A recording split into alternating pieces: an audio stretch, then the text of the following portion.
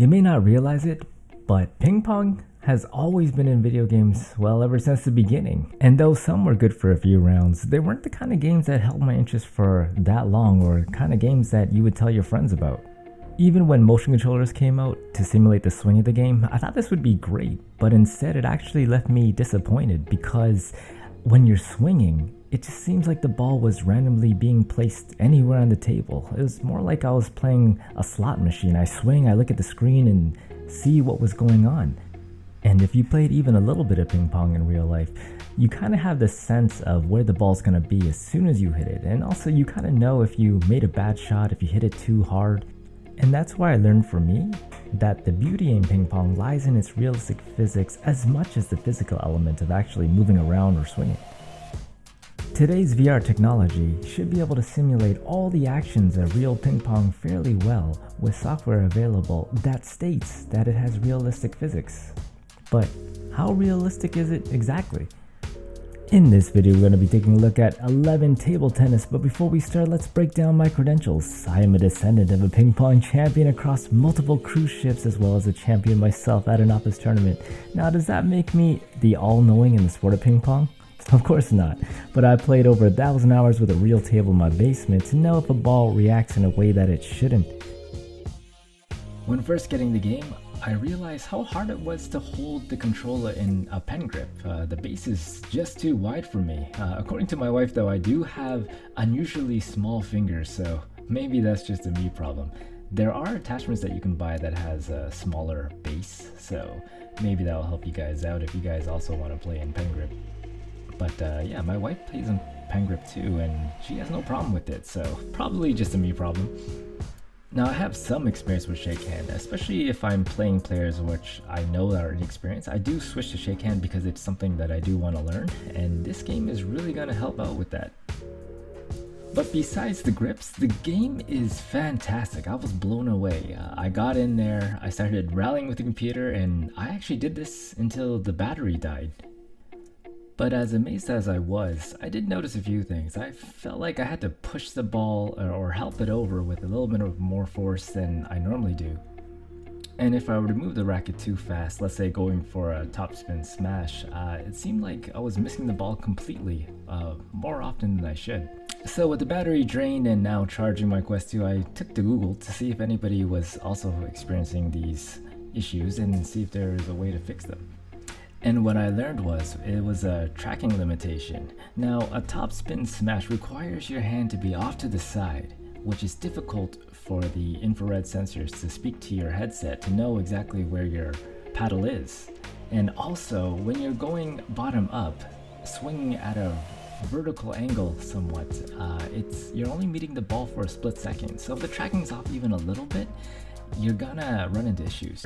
But some users reported that if you look at the ball while you're swinging at it, it helps, and also staying behind the ball, so more like a volleyball spike.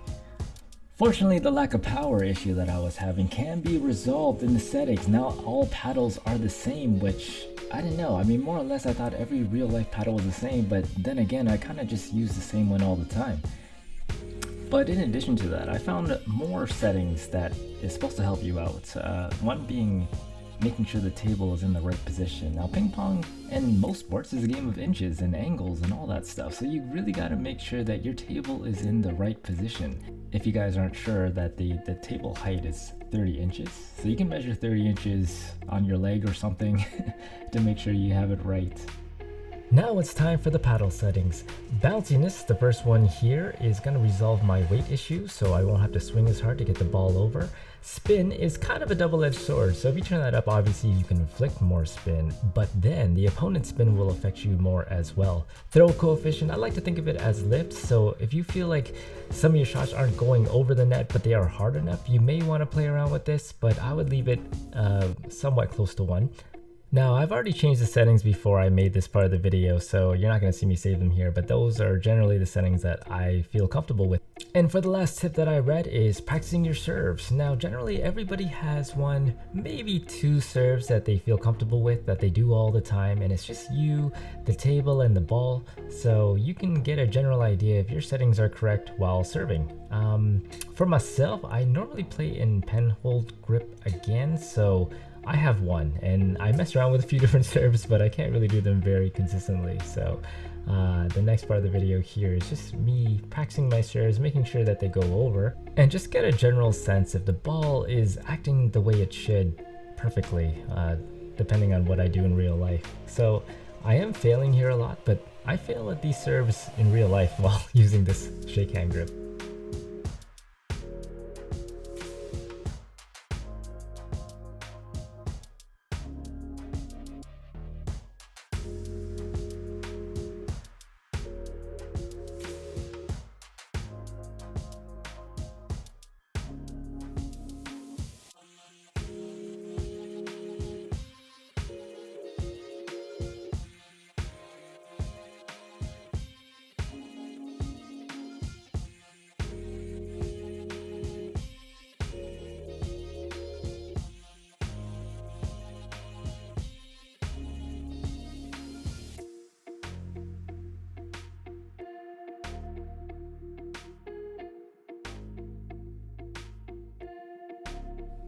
After being comfortable enough with the settings, I decided to try a game against the medium computer. I didn't want to set it to easy because I felt like easy would have been too easy. I mean, I am experienced, I am using a different grip, but I felt like I should be able to hang with this guy.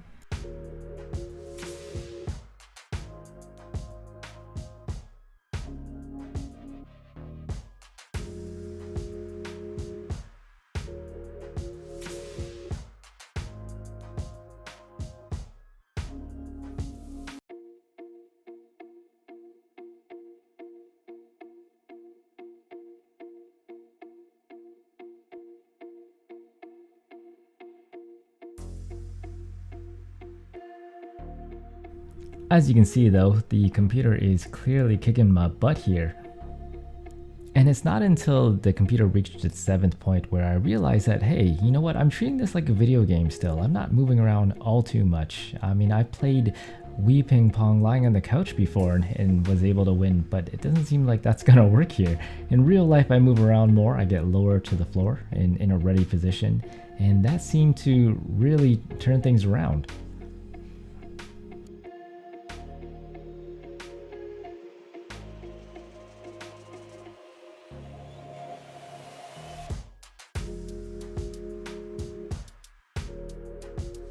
In the later half of the match, you can see that I am getting lower to the floor, I'm squatting, I have more lateral movement, I'm just moving with more confidence and more purpose.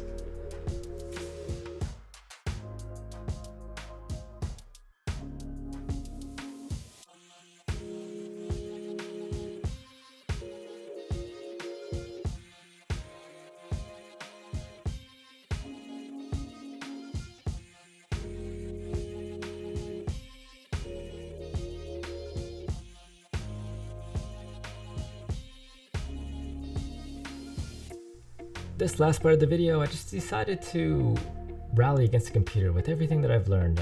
Get the movement, I have my settings right. I just wanted to push it to see how far it can go. How well does it simulate real life? So I'm really moving around in these later parts of the video, trying to do everything I actually do in real life. Another bonus tip that I read was to turn off your boundaries. Now, I wouldn't recommend that for any other game, but Ping Pong is the only game that I know of that really makes you stay in the same place because of the simulated table in front of you. Even games where you don't actually have to move, let's say Beat Saber, you still end up moving a little bit because there's nothing there to put you in the right place. So with the boundaries guidelines off, it was really helpful too, because when the ball goes off to the side, I'm not seeing these blue distracting crosshairs or hash marks. So overall, do I feel like this game is exactly like real life? No, I mean, there's still the problem with having the topspin smash where you do have to modify to make it work, but The developers are aware of this issue and trying to correct it as best that they can. They actually have great support. They're on Discord. I had problems the first day because I bought it during a sale on Black Friday and the servers were down. I got in there, I messaged them, and within 5 minutes that they responded. So it has a great team behind it. It's only going to continue to get better. I'm not sure how because it's already pretty damn good, but we'll see what happens in the future. Otherwise, it's absolutely great to be able to play with people across the world, to be able to play with family members that we just can't connect to right now, and maybe just not even having a space for a real table. So it does serve a lot of purposes. I highly recommend this, even if you just don't hate ping pong. Even if you never had interest in ping pong, this is probably still a lot of fun for you. Anyways guys, that's it for me. If you like this video, please consider subscribing. We're still trying to get to 50 because Alice really wants to make a vinyl decal for somebody's headset. You can get a vinyl for anything. You can get it for a mug. I understand that this was actually a Switch channel to begin with, so maybe not everybody watching has a VR. So we can make something, maybe for the Switch, I'm not sure. But either way, she keeps asking me every day. She's like, did we get to 50 yet? I want to make this for somebody. So yeah, until next time, have a good one.